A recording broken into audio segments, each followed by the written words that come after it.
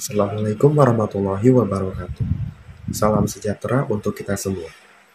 Selamat pagi, Bapak, Ibu guru yang saya hormati, dan teman-teman yang saya banggakan. Marilah kita bersama-sama mengucapkan syukur kehadirat Tuhan Yang Maha Esa, karena rahmat dan hidayahnya kita dapat berkumpul bersama di tempat ini dalam keadaan sehat walafiat.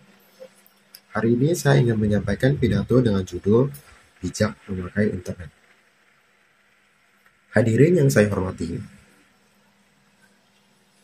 dewasa ini, perkembangan zaman semakin canggih, membuat kehidupan kita semakin mudah. Walaupun banyak kemudahan yang kita dapatkan dalam kehidupan sehari-hari, tapi hal tersebut terkadang berdampak buruk bagi kita.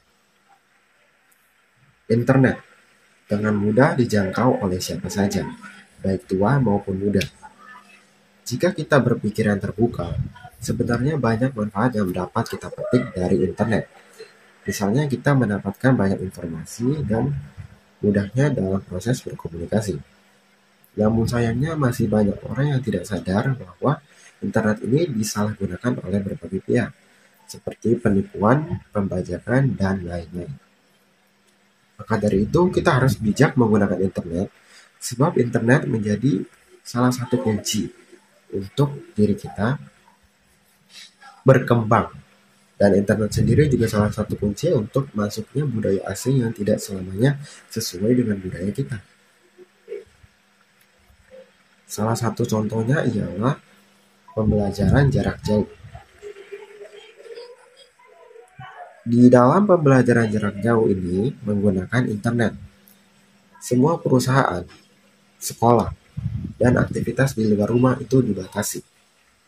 Seluruh aktivitas dikerjakan di dalam rumah, termasuk menjalankan pembelajaran. PJJ atau pembelajaran jarak jauh tentu memiliki dampak positif dan negatif terhadap peserta didik. Di masa pandemi COVID-19, pendidikan berubah drastis. Kebijakan menjaga jarak untuk memutus persebaran wabah memaksa perubahan dari pendidikan formal di bangku sekolah menjadi belajar dari rumah dengan sistem dalam jaringan, atau yang biasa kita kenal dengan online. Nah, pandemi ini menyebabkan segala sesuatu dikerjakan di rumah. Sekolah menerapkan sistem pembelajaran daring atau dalam jaringan, dan sistem pembelajaran ini dilakukan dengan tidak dilakukan tatap muka atau secara langsung antara guru dengan siswa, tapi dilakukan di dalam jaringan menggunakan internet. Dengan pembelajaran daring tidak semudah yang kita bayangkan.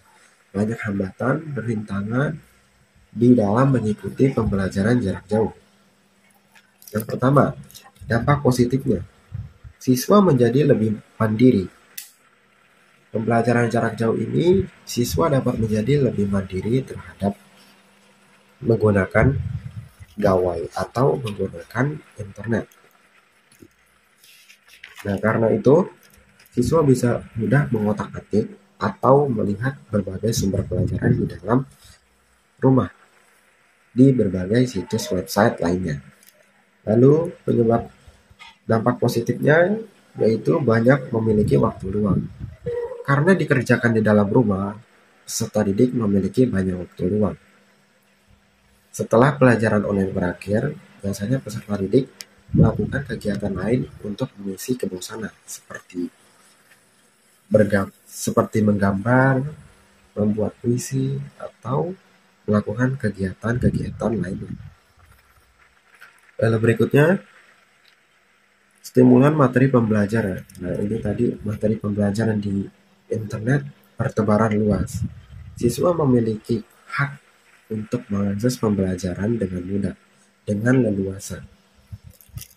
Lalu munculnya kreativitas di dunia pendidikan. Bisa kita lihat dari penggunaan Google Classroom. Google Classroom ini digunakan untuk memudahkan guru dan siswa dalam menjalankan pembelajaran jarak jauh.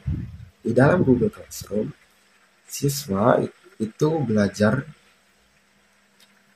guru itu mengirim materi melalui Google Classroom dan siswa membaca dan menyimak materi yang diberikan oleh guru. Contoh lainnya di dalam dunia pendidikan itu munculnya Google Drive, terus Zoom, dan Google Meet untuk memudahkan pembelajaran jarak jauh. Nah, dampak negatifnya dari PJJ ini antara lain dampak negatifnya yakni pembelajaran jarak jauh ini kurang efektif karena dilaksanakan di dalam rumah. Pembelajaran jarak jauh ini dinilai kurang efektif karena murid tidak bisa langsung bertatap muka atau mengobrol langsung dengan guru. Tentu hal ini akan menimbulkan keresahan bagi siswa dan kemalasan dalam belajar. Lalu berikutnya, rasa malas.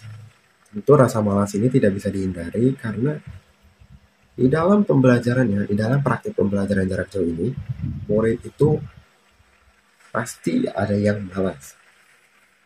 Malas untuk, misalkan ada kelas online, itu terkadang masih ada yang tidur atau terlupa, atau tidak mau masuk, atau numpang absen doang. Nah, hal ini menimbulkan kemalasan bagi siswa. Lalu berikutnya, tidak fokus saat pelajaran. Memang pembelajaran jarak jauh memiliki banyak manfaat, tapi di samping itu juga murid juga tidak fokus terhadap pelajaran. Karena tidak memiliki rasa semangat dalam belajar, murid ogah-ogahan dalam belajar dan tidak fokus atau tidak teliti dalam belajar.